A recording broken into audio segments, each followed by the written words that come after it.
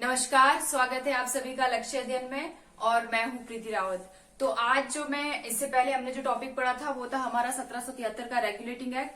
और आज जो हम जिस टॉपिक के बारे में आज हम डिस्कस करने जा रहे हैं वो है पिट्स इंडिया एक्ट 1784। ठीक है, तो आज हम पिट्स इंडिया एक्ट के बारे में जानेंगे।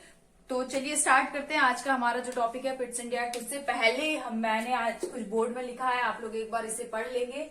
हारने का डर जीतने के साहस को नष्ट कर देता है। यानी कि अगर हमारे मन में अगर हारने का डर पहले ही बैठ जाएगा तो हम जीतने के लिए प्रयास ही नहीं करेंगे, यानी कि हम उस कार्य को करेंगे ही नहीं। क्योंकि हमारे अंदर क्या होगा, डर होगा हारने का। ठीक है, तो जब तक हम परिश्रम नहीं करेंगे तब तक हम सफलता का जो स्वाद है उसे नहीं चख सकते हैं। ठीक है, तो परिश्रम करना बहुत जरूरी है, तभी आप सफलता का स्वाद चख पाएंगे। तो चलिए स्टार्ट करते हैं। ध्यान रखेंगे आज का जो कोट है हमारे पास, हारने का डर जीतने के साहस को नष्ट कर देता है। यानी कि अगर हमारे अंदर ये डर होगा कि हम हार जाएंगे तो हम जीतने के लिए कभी प्रयास ही नहीं करेंगे, हम प्रयास करने उतरेंगे ही नहीं मैदान में। ठीक है, तो हमें क्या करना है, मैदान में उतरना है। हारने का डर बिल्कुल नहीं होना चाहिए। एक बार हारेंगे, दो बार हारेंगे, तीन बार हारेंगे, एक समय ऐसा आएगा कि हम सफल जरूर होंगे। ठीक है, तो चलिए स्टार्ट करते हैं। हमारे पास आज का जो टॉपिक है वो है 1784 का पिट्स इंडिया एक्ट। ठीक है, क्या है, पिट्स इंडिया एक्ट। ठीक है, तो आज हम 1784 के पिट्स इंडिया एक्ट के ऊपर बात करेंगे। और पिट्स इंडिया एक्ट जो है, सबसे पहले हम जानेंगे कि ये जो पिट्स इंडिया एक्ट है इसको लाने का क्या कारण बन गया था। ठीक है, ये जो पिट्स इंडिया एक्ट है इसे क्यों लाया गया था। तो सबसे पहला जो कारण है, ठीक है, अगर हम पिट्स इंडिया एक्ट की बात करें, इसको जानेंगे हम कि ये आया क्यों था, इसे लाने के क्या कारण थे। तो जो सबसे पहला जो कारण था 1773 का जो रेगुलेटिंग एक्ट था। ठीक है, क्या पढ़ा था हमने, 1773 का रेगुलेटिंग एक्ट पढ़ा था। और एक और एक्ट होता है 1781। ठीक है, 1781 में एक एक्ट आता है सेटलमेंट एक्ट। ठीक है, सेटलमेंट एक्ट, या उसको हम क्या भी जानते हैं, एक्ट ऑफ सेटलमेंट के नाम से भी हम उसे जानते हैं। ठीक है, तो ये जो दो एक्ट आए थे, एक्चुअल में हुआ क्या था, ये जो 1773 का रेगुलेटिंग एक्ट था इसमें कुछ बहुत सारी त्रुटियां थी। ठीक है, जिसको ठीक करने के लिए 1781 का एक्ट ऑफ सेटलमेंट आया। लेकिन एक्ट ऑफ सेटलमेंट में कुछ बहुत ज्यादा ये सफल नहीं हो पाया था। यानी कि कुल मिला के बात क्या है कि 1773 का जो रेगुलेटिंग एक्ट था उसमें भी कुछ त्रुटियां थी। फिर उन त्रुटियों को सुधारने के लिए एक्ट ऑफ सेटलमेंट 1781 लाया गया, लेकिन वो भी क्या हुआ, सफल नहीं हो पाया। लेकिन आप यहाँ पे थोड़ा सा एक्ट ऑफ सेटलमेंट के बारे में आप कुछ चीजें याद रखेंगे। ठीक है, जो तीन चीजें बहुत इंपॉर्टेंट है यहाँ पे, बंगाल, बिहार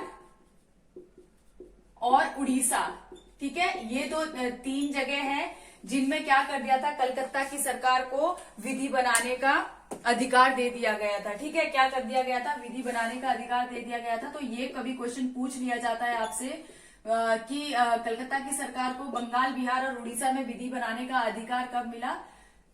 तो ये आप ध्यान रखेंगे, एक्ट ऑफ सेटलमेंट 1781 के तहत इनको क्या मिल गया था, ये अधिकार मिल गया था। ठीक है, तो कलकत्ता को अधिकार मिलना मतलब ब्रिटिश ईस्ट इंडिया कंपनी को अधिकार मिलने जैसा हो गया था। ठीक है, तो हम जान रहे हैं 1784 के पिट्स में, ये अलग टॉपिक हो गया। ठीक है, थोड़ा सा क्योंकि बताना था आपको सेटलमेंट के बारे में तो मैंने बता दिया है।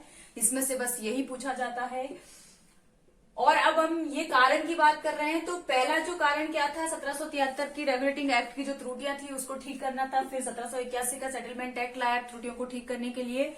लेकिन 1781 का सेटलमेंट एक्ट भी क्या हो जाता है, असफल हो जाता है, जिसके वजह से क्या होता है, मजबूरी बन जाता है पिट्स इंडिया एक्ट 1784 को लाना। ठीक है, ये किसकी मजबूरी बन जाता है, ईस्ट इंडिया कंपनी की ये क्या बन जाता है, मजबूरी बन जाता है। यानी कि मजबूरी में लेकर आते हैं कौन सा, पिट्स इंडिया एक्ट।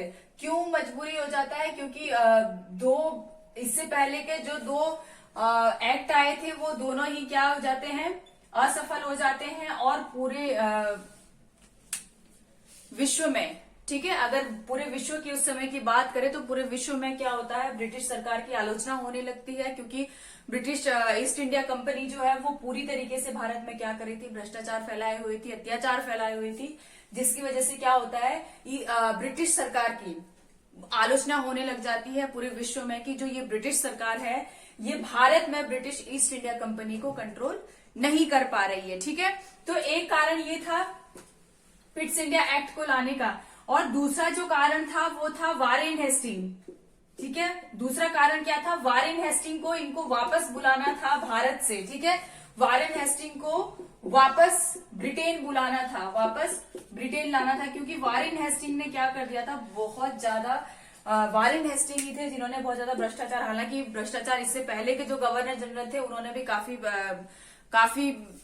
हद तक उन्होंने भी भ्रष्टाचार फैलाया हुआ था, लेकिन इस समय तक क्या हो गया था, नंद कुमार की न्यायिक हत्या जो पूरे भारत में जिसे प्रथम न्यायिक हत्या करार दिया गया था, ठीक है, तो उसमें क्या हो गया था, जो सर एलिजा एम्पे और वारेन हेस्टिंग है उनका भी वहां पे गठबंधन हो गया था। गठबंधन यानी कि दोनों आपस में एक दूसरे की पीठ दबाने में लगे थे और एक दूसरे का बुराइयां छुपाने में लगे हुए थे, जिसकी वजह से क्या हो रहा था, भ्रष्टाचार दिन प्रतिदिन बढ़ रहा था। ठीक है, तो वारेन हेस्टिंग को वापस बुलाना था, और दूसरी चीज क्या हो गई थी, साम्राज्यवाद की नीति बढ़ गई थी वारेन हेस्टिंग के अंदर, और वारेन हेस्टिंग भी क्या कर रहे थे, अपने साम्राज्य को बढ़ाने के चक्कर से जो भी उनका साम दाम दंड जो भी वो चाह रहे थे, अपना रहे थे साम्राज्य को बढ़ाने के लिए, फिर उसमें चाहे भ्रष्टाचार ही क्यों ना हो तो वो भी इंक्लूड हो रहा था। ठीक है, तो ये सारी चीजें थी। अब इन सब वारेन हेस्टिंग को वापस बुलाना, और कहा वापस बुलाना था इनको, ब्रिटेन में। ठीक है, ब्रिटेन वापस बुलाना था इनको भारत से, तो ये सारी चीजें कारण बन गई थी किसका, पिट्स इंडिया एक्ट लाने का। ठीक है, अब होता क्या है, जब ये पिट्स इंडिया एक्ट जो होता है इसमें, और इसका जो सबसे बड़ा जो कारण होता है, ठीक है, पिट्स इंडिया एक्ट का जो सबसे बड़ा कारण होता है, क्योंकि हमने देखा है कि जो अगर हम वारेन हेस्टिंग के टाइम की बात करें, ठीक है, तो वारेन हेस्टिंग का जो टाइम है वो कब से कब तक है, 1772 से 1785 तक ये भारत में रहते हैं। और इस समय की अगर हम बात करें तो ये जो समय मैं आपको बता रही हूँ, ईस्ट इंडिया कंपनी जो ये एक्ट ऑफ सेटलमेंट आ गया 1781 में, तो यानी कि ये 82 से 83 के बीच की बातें अब चल रही है। ठीक है, तो होता क्या है, 1783 में ब्रिटेन में इलेक्शन होता है। ठीक है, आपको बहुत ध्यान से देना, ये तो बहुत बाद में जाके डिसाइड होता है कि ये पिट्स इंडिया एक्ट होगा या फॉक्स इंडिया एक्ट होगा। ठीक है, तो कारण आपने समझ लिए, कारण हमारे पास ये थे। अब हम जानते हैं कि ये फाइनल डिसाइड कब हुआ कि ये पिट्स होगा या फॉक्स होगा। ठीक है, तो सबसे पहले हमें उसके बारे में थोड़ा सा जानना होगा कि ब्रिटेन में इस समय क्या चल रहा था। ठीक है, तो बात है 1783 की। ठीक है, कब की बात हो रही है, 1783 की बात हो रही है। ब्रिटेन में इलेक्शन होते हैं। ठीक है, और वहां पर क्या बनती है, मिली जुली सरकार बनती है। ठीक है, यानी कि गठबंधन की सरकार बनती है, मिली जुली सरकार बनती है, किसकी, नॉर्थ की और फॉक्स की। और मैं आपको एक चीज और याद दिला देना चाहती हूँ, ये नॉर्थ वही है जो 1773 के रेगुलेटिंग एक्ट में कहाँ के प्रधानमंत्री थे, ब्रिटेन के। ठीक है, तो यहाँ पे क्या होता है, लेकिन इस बार जो प्रधानमंत्री बनते हैं, हालांकि ये मिली जुली सरकार होती है, गठबंधन की सरकार होती है, किसकी, नॉर्थ की और फॉक्स की। और इस समय प्रधानमंत्री कौन बनते हैं, तो इस समय प्रधानमंत्री बनते हैं फॉक्स। कौन बनते हैं इस समय प्रधानमंत्री, फॉक्स बनते हैं। ठीक है, जब प्रधानमंत्री फॉक्स बनते हैं तो जो ये, और ध्यान रखना आपको 1773 की बात हो रही है, फॉक्स क्या करते हैं, ये सारे कारण जो होते हैं पिट्स इंडिया एक्ट को लाने के, ठीक है, उसका वो सारे लिख कर एक बिल पेश करते हैं, कहाँ पे, जिसको क्या नाम दिया जाता है, फॉक्स बिल। ठीक है, जिसे क्या नाम दिया जाता है, फॉक्स बिल के नाम से जिसे बोला जाता है। ये अपना बिल संसद में पेश करते हैं। ठीक है, कहाँ रखते हैं ये अपना बिल, संसद में रखते हैं। जब ये संसद में अपना बिल रखते हैं तो क्या हो जाता है, संसद में रखते हैं। ठीक है, और ध्यान रखना है ये मिली जुली सरकार थी, किसकी, लॉर्ड नॉर्थ की और फॉक्स की। ये जब बिल संसद में रखते हैं तो इसका विरोध करते हैं कौन, सम्राट तृतीय। कौन इसका विरोध करते हैं, सम्राट तृतीय। ध्यान देना है, सम्राट तृतीय इस बिल का विरोध करते हैं।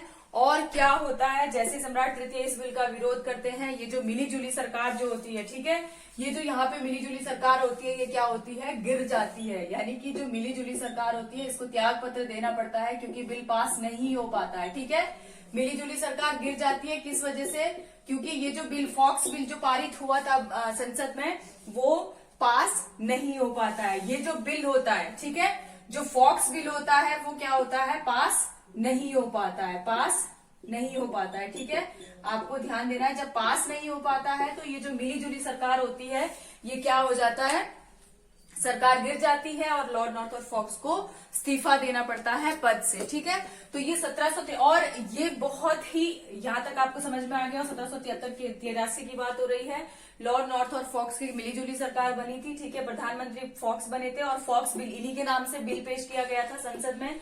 और कुछ उसमें जो भी लिखा होगा सारी बातें कि किसको वापस लाना है, वारेन हेस्टिंग को वापस लाना है, कंपनी पर नियंत्रण बनाना है, ये सारी चीजें उन्होंने लिखी होगी उस बिल में। कुछ और भी चीजें लिखी होगी, लेकिन इसमें प्रतिक्रिया जताई किसने, विरोध जताया सम्राट तृतीय ने, जिसकी वजह से क्या होता है, बिल सम्राट के अलावा और लोगों ने भी इसमें प्रतिक्रिया जताई होगी। ठीक है, विरोध जताया होगा तो बिल पास नहीं हो पाता है, जिसकी वजह से क्या हो जाती है, सरकार गिर जाती है और लॉर्ड नॉर्थर फॉक्स को क्या देना पड़ता है, यहाँ पे इस्तीफा देना पड़ता है अपने पद से। अब होता क्या है, ये 1783 के बाद फिर से 1784 में, क्योंकि सरकार तो होना बहुत जरूरी है, तो 1784 में फिर से एक बार सरकार बनती है, इलेक्शन होते हैं ब्रिटेन में और फिर से सरकार बनती है किसकी, लेकिन इस बार जो सरकार बनकर आई है वो इसमें प्रधानमंत्री कौन है, पिट्स। ठीक है, तो 1784 की बात करते हैं और 1784 में फिर से इलेक्शन होते हैं, प्रधानमंत्री बनकर अब कौन आ गए हैं, पिट्स। ठीक है, इनका पूरा नाम था Younger the Pitt, Younger the Pitt. ठीक है, पूरा नाम इनका क्या था, यंगर द पिट था। और अब ये क्या बन के आ गए, अब ये प्रधानमंत्री के रूप में बनकर आ गए। ठीक है, ये ब्रिटेन के प्रधानमंत्री बनकर आ गए। और यंगर द पिट क्या, क्योंकि इनको नियंत्रण तो करना ही था, एक्ट तो लाना ही था, चाहे वो फॉक्स एक्ट हो चाहे फिर वो पिट्स एक्ट हो। ठीक है, लेकिन इनको एक बिल, जो एक एक्ट था, जो बिल था, वो तो पास करवाना ही था। क्यों, क्योंकि ब्रिटिश जो ईस्ट इंडिया कंपनी है उसके ऊपर उनको नियंत्रण बनाना था, मजबूरी हो गया था इनका लाना। ठीक है, तो क्या होता है, यंगर द पिट यहाँ पे प्रधानमंत्री बनते हैं और वो फिर से जो काम फॉक्स ने करा है वही काम प्रधानमंत्री यंगर द पिट करते हैं। लेकिन इस बार जब यंगर द पिट इस बिल को पारित करते हैं उससे पहले क्या करते हैं, इस बिल में कुछ संशोधन लाते हैं, यानी कि कुछ थोड़ा बहुत चेंजेस उसी बिल में, थोड़े बहुत चेंजेस, थोड़े बहुत संशोधन करके दोबारा से उस बिल को क्या कर देते हैं, पिट्स बिल के नाम से क्या कर देते हैं, संसद में पेश करते हैं। ठीक है, संसद में पेश करते हैं और जैसे इस बिल को पेश करते हैं, क्योंकि इसमें अब क्या कर दिया था इन्होंने, बहुत सारे चेंजेस कर दिए थे और 1 साल का अंतर आ चुका है। अब कुछ लोग सरकार के अगेंस्ट गए होंगे, कुछ लोग सरकार के साथ रहे होंगे, तो बहुत 1 साल में बहुत सारे बदलाव आए हैं, जिसकी वजह से क्या हुआ है, पिट्स बिल जो है वो पास हो जाता है। ठीक है, इस बार कोई दिक्कत नहीं होती और पिट्स जो बिल है वो पास हो जाता है और इसे भारत भेज दिया जाता है। ठीक है, तो इसी नाम से जाना जाता है पिट्स इंडिया एक्ट। कब की बात है ये, तो ये है 1784। ठीक है, ध्यान देना आपको, पिट्स इंडिया एक्ट 1784। ठीक है, तो क्वेश्चन ये पूछा जाता है कि पिट्स इंडिया यानी कि 1784 का एक्ट जब आया था भारत, उस समय ब्रिटेन के प्रधानमंत्री कौन थे, तो कौन थे, यंगर द पिट, इसीलिए इन्हीं के। अच्छा, 1783 में एक बहुत इंपॉर्टेंट चीज हमें याद रखनी है, जब जब फॉक्स और नॉर्थ की, ठीक है, 1783 में, क्योंकि इनकी सरकार गिर जाती है, ध्यान देना है, 1783 में कौन कौन होते हैं, नॉर्थ और फॉक्स। ठीक है, तो फॉक्स, इन दोनों की क्या हो जाती है, सरकार गिर जाती है और बहुत ऐतिहासिक टाइम होता है। ये पहली बार ऐसा होता है जब ब्रिटेन में क्या होता है, मामला भारत का होता है, भारत के विषय पर ब्रिटेन में कोई सरकार गिर जाती है। ठीक है, यानी कि वो मामला किसका था, भारत का ही था, भारत के परिप्रेक्ष्य में ये बिल पास हो रहा था लेकिन उसमें क्या होता है, सम्राट तृतीय उसमें कुछ उनको दिक्कत होती है उस बिल से, वो प्रतिक्रिया जताते हैं, विरोध करते हैं, जिसकी वजह से ब्रिटेन में सरकार गिर जाती है। तो ये बहुत बड़ा एक ऐतिहासिक पल हो जाता है कि मामला भारत का होता है और सरकार कहाँ की हिली है, ब्रिटेन की। ठीक है, तो ये 1783 में आपको ध्यान रखना है। 1784 में पिट्स इंडिया एक्ट पास होके भारत भेज दिया जाता है। अब हमें ये देखना है कि ये जो पिट्स इंडिया एक्ट भारत आया था, ठीक है, इसमें क्या क्या चीजें ऐसी लिखी गई थी जो भारत के परिप्रेक्ष्य में, या जो भी यहाँ पे जो भारत के परिप्रेक्ष्य में तो क्या ही होगा, लेकिन जो ईस्ट इंडिया कंपनी के परिप्रेक्ष्य में, यानी कि उसको कंट्रोल करने के लिए जो चीजें लिखी है हमें वो पढ़ना है। ठीक है, तो सबसे पहला जो इसमें बदलाव लाया गया था, मैंने आपको बताया कि इसका मेन कारण का क्या था, 1773 और 1781 में जो गलतियां हुई है इनसे, उनको ठीक करना था। ठीक है, तो सबसे पहले इन्होंने इसमें 1784 का अगर हम बात करते तो एक इन्होंने क्या किया था, बोर्ड ऑफ कंट्रोल की स्थापना करी थी।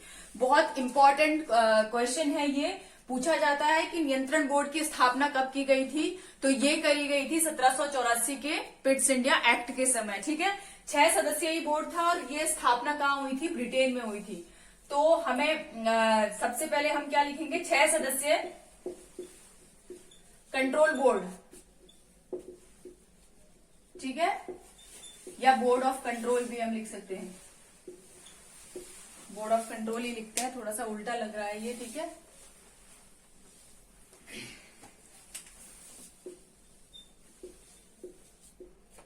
बोर्ड ऑफ कंट्रोल की स्थापना। ठीक है, तो क्वेश्चन ये पूछा जाता है एग्जाम में कि बोर्ड ऑफ कंट्रोल की स्थापना कब की गई थी, तो ये हुई थी 1784 में। और कहाँ हुई थी ये स्थापना, तो ये हुई थी ब्रिटेन में। अब देखिए इसमें नाम में ही क्या लिखा गया है, कंट्रोल। तो ये जो बोर्ड ऑफ कंट्रोल है इसका क्या काम था, कंपनी को निर्देश देना और कंपनी पर नियंत्रण रखना। मेन जो कारण था वो क्या था, कंपनी पर नियंत्रण रखना। ठीक है, और इसमें एक और चीज थी, अब जो हमने इससे पहले क्या पढ़ा था, बोर्ड ऑफ डायरेक्टर्स हमने पढ़ा था, किसमें, board of directors. Board of directors हमने पढ़ा था 1773 के रेगुलेटिंग एक्ट के समय। ठीक है, हालांकि इससे पहले भी बोर्ड ऑफ डायरेक्टर ही इसको निर्देश दे रहे थे कंपनी को। तो इसमें क्या था, बोर्ड ऑफ डायरेक्टर्स में कितने लोग होते थे, 24 लोग होते थे। ठीक है, कि 24 सदस्यीय लोग होते थे। अब ये जो बोर्ड ऑफ डायरेक्टर्स है, ये भारत में जो भी काम ये करता है, ठीक है, भारत में ये जो भी काम करेगा वो किसके बिना पूछे नहीं करेगा, काम करेगा, उसके लिए वो किससे सलाह लेगा, वो लेगा बोर्ड ऑफ कंट्रोल से। ठीक है, किससे सलाह लेगा, बोर्ड ऑफ कंट्रोल से। तो यहाँ पे मैं BOC लिख देती हूँ, यानी कि बोर्ड ऑफ कंट्रोल से ये क्या लेगा, सलाह लेगा। कौन, बोर्ड ऑफ डायरेक्टर। भारत में जो भी अब ये काम करता उससे किसको सलाह लेनी थी, इसे बोर्ड ऑफ कंट्रोल से सलाह लेनी थी। और बोर्ड ऑफ कंट्रोल को भी कौन गाइड करता था, तो सम्राट गाइड करते थे ब्रिटेन के। ठीक है, तो सबसे पहला जो क्वेश्चन पूछा जाता है वो होता है 1706 बोर्ड ऑफ कंट्रोल की स्थापना कब की गई थी, तो ये हुई थी 1784 में। कितने सदस्य थे इसमें, 6 सदस्य थे। ठीक है, और इसका बोर्ड ऑफ कंट्रोल का क्या काम था, तो नियंत्रण बनाना था। ठीक है, कंपनी के ऊपर क्या करना था, नियंत्रण बनाना था। इसके बाद एक और चेंजेस क्या होता है, 1784 के पिट्स इंडिया एक्ट में लिखा हुआ, तो इसमें जो गवर्नर जनरल की कार्यकारिणी परिषद होती है, गवर्नर जनरल की कार्यकारिणी परिषद, ठीक है, ये जो गवर्नर जनरल की कार्यकारिणी परिषद होती है, इसकी 1773 के रेगुलेटिंग एक्ट के तहत तो इसकी संख्या कितनी थी, 4 थी। लेकिन गवर्नर जनरल की कार्यकारिणी परिषद, जो परिषद के सदस्यों की संख्या कितनी कर दी जाती है, यहाँ पे 4 से घटाकर 3 कर दी जाती है। कितनी कर दी जाती है, 4 से घटाकर। ठीक है, ये आपको याद रखना है, क्वेश्चन में बहुत बार पूछा गया है कि किस एक्ट के तहत कार्यकारिणी परिषद के सदस्यों की संख्या 4 से घटाकर 3 कर दी गई थी। ठीक है, 3 कर दी गई थी। ठीक है, ये कभी कभी यूजीसी नेट में ये क्वेश्चन बहुत बार पूछा गया है, कथन में ये आता है, 2-3 कथन दिए रहते हैं, इसमें से कौन सा कथन गलत है वो हमें बताना होता है। ठीक है, तो इसमें क्या दिया है, गवर्नर जनरल की कार्यकारिणी परिषद के सदस्यों की संख्या 4 से घटाकर कितनी कर दी गई थी, 3 कर दी गई थी। किस एक्ट के तहत, तो ये कर दिया था 1784 के पिट्स इंडिया एक्ट के तहत। मैं आपको फिर से बता देती हूँ, ये जो पिट्स इंडिया एक्ट है ये क्यों लाया गया था 1773 में और 1781 में जो इनसे गलतियां हुई थी उनको सुधारने के लिए लाया था। अब आप समझ सकते हैं कि जो गवर्नर जनरल की जो कार्यकारिणी परिषद के सदस्यों की जो संख्या थी ये कितनी थी, 1773 में 4 थी, ठीक है। तो 4 से घटाकर 3 क्यों कर दिया गया था, जिससे क्या कर सके अगर गवर्नर जनरल, क्योंकि यहाँ पे 1773 में इनको क्या अधिकार दे दिया गया था गवर्नर जनरल को कि निर्णायक मत किसका होगा, गवर्नर जनरल का होगा। तो 4 लोग हैं और 5वां मत किसका जाएगा, गवर्नर जनरल का जाएगा, यानी कि रेशो क्या रहेगा, 3:2 का रेशो रहेगा, ठीक है।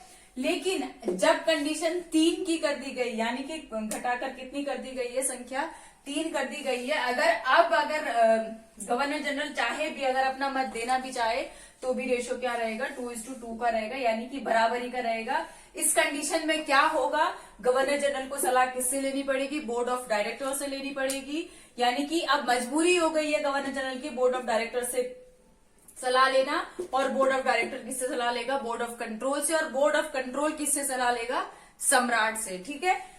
तो कुल मिला के यहाँ पे अपनी गलती सुधार दी है किसने, ब्रिटेन की सरकार ने, ठीक है। 4 से घटाकर इसने क्या कर दिया है, 3 कर दिया गया है। एक और गलती को इन्होंने सुधारने की कोशिश करी, वो जो गलती है वो क्या थी, जो गवर्नर जनरल है, ठीक है, इनको 1773 में अधिकार क्या दे दिया गया था कि ये किसी भी राजा के साथ संधि कर सकते हैं, युद्ध कर सकते हैं, जो इनकी मर्जी वो कर सकते हैं, ठीक है।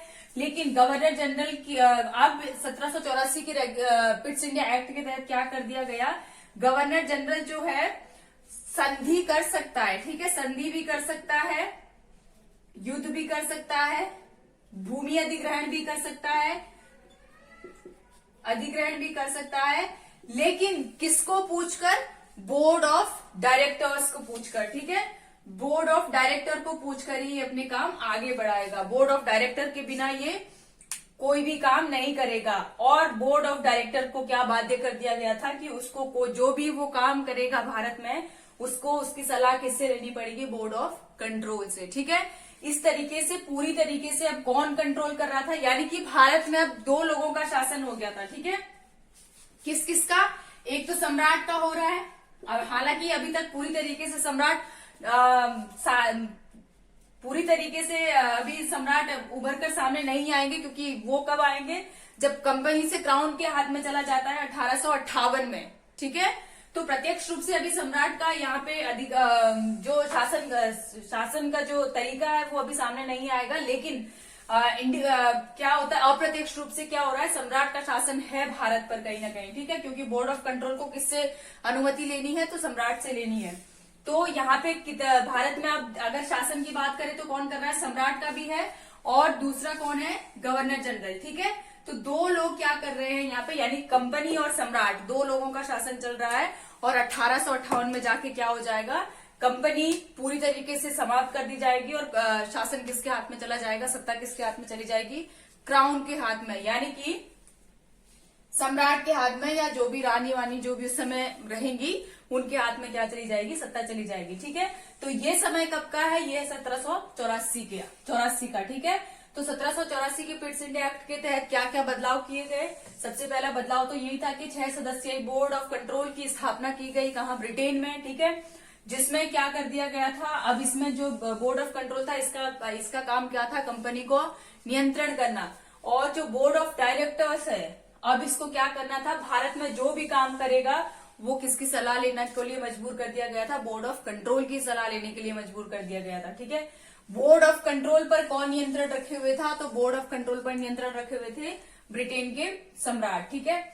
अगला यहाँ पे हमारे पास पॉइंट क्या था, गवर्नर जनरल की जो कार्यकारिणी परिषद के सदस्यों की संख्या है, जो 1773 में 4 थी, वो 1784 में घटाकर कितनी कर दी गई, 3 कर दी गई, ठीक है। और अगर बात करें हम कि जो गवर्नर जनरल को कुछ शक्तियां दी गई थी कि आप संधि कर सकते हैं, युद्ध कर सकते हैं, भूमि अधिग्रहण कर सकते हैं, वो शक्ति अभी भी दे दी गई, लेकिन नाम मात्र की वो शक्ति रह गई, क्योंकि अब गवर्नर जनरल को क्या करना था, बोर्ड ऑफ डायरेक्टर से परमिशन लेनी थी। और बोर्ड ऑफ डायरेक्टर को किससे परमिशन लेनी थी, तो उनको परमिशन लेनी थी बोर्ड ऑफ कंट्रोल से।